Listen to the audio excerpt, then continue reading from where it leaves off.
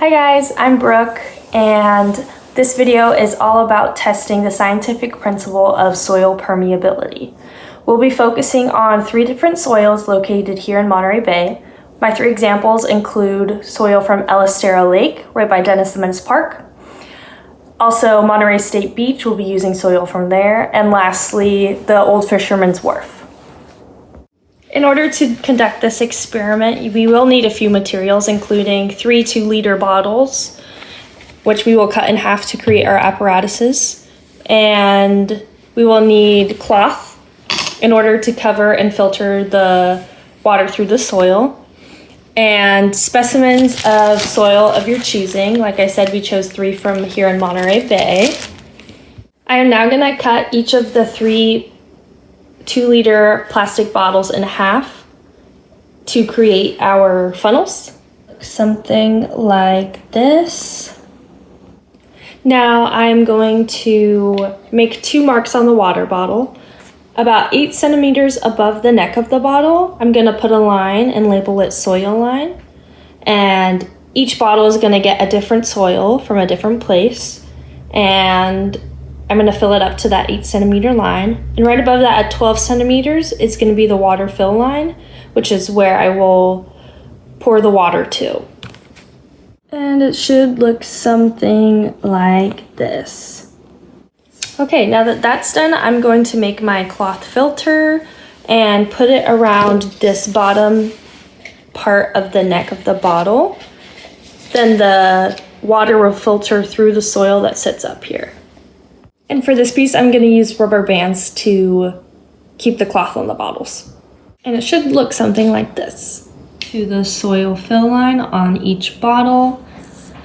Now the Monterey State Beach has big particle sizes, which creates a high permeability.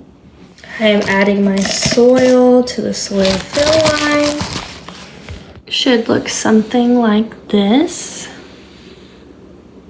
Now that that is complete, I'm going to add water to the water fill line that sits at 12 centimeters above the neck of the bottle.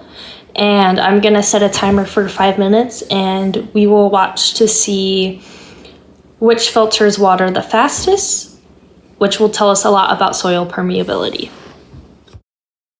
I've set my timer for 5 minutes, and now we wait. Also, to avoid any error, we're going to continuously fill up the water line if we see it go down. We want to give it as much time to filter, but we also don't want it to run out of water within the 5 minutes. Not much change here from El Estero Park, bottom of the neck of the bottle for Old Fisherman's Wharf, Monterey State Beach. So that tells us a couple of things depending on location where you collect your samples from. Permeability does change. As well, we need to pay attention to grain size. Depending on grain size, a soil can be more porous than others. So coming in at the least filtrated water, we have the soil from El Estero Lake. The soil, like I said earlier, is clay rich. Most of the time when we have organic materials in soil, it actually affects the permeability negatively.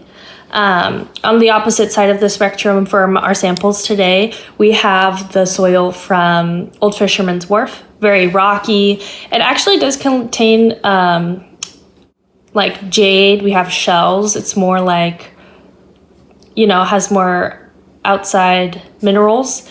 But its porousness allows water to seep and filtrate through quicker than the soil from the beach.